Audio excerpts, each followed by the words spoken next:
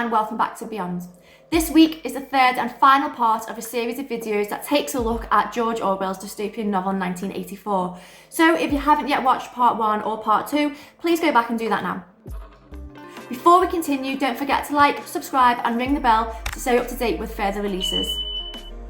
The third and final part of the novel begins with Winston inside of his cell with the lights continuously switched on.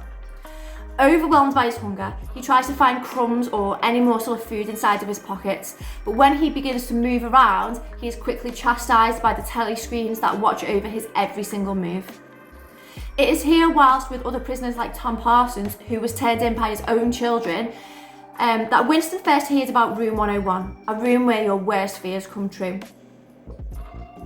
Hoping that he can escape his fate by committing suicide with the help of O'Brien, it is here that Winston becomes further dismayed to learn that he has also been deceived by him. He has been a member of the inner party all along, and his role has been to try and lure in and reveal anti-party rebels like Winston and like Julia. He reveals his plan to make Winston perfect and begins to torture him into submission before revealing his plan to reintegrate him into Oceania's society.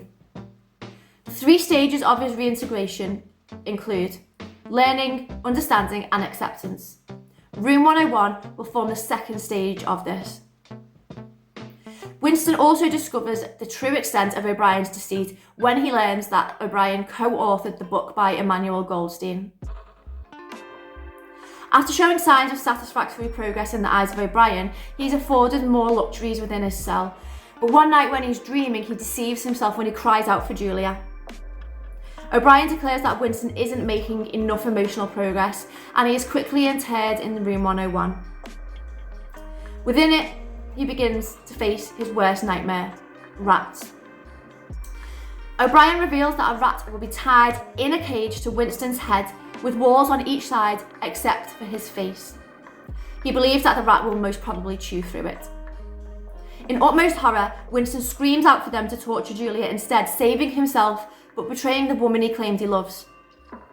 Afterwards, when Winston has been free to become a prole, he meets with Julia once more, where they discuss how they betrayed each other.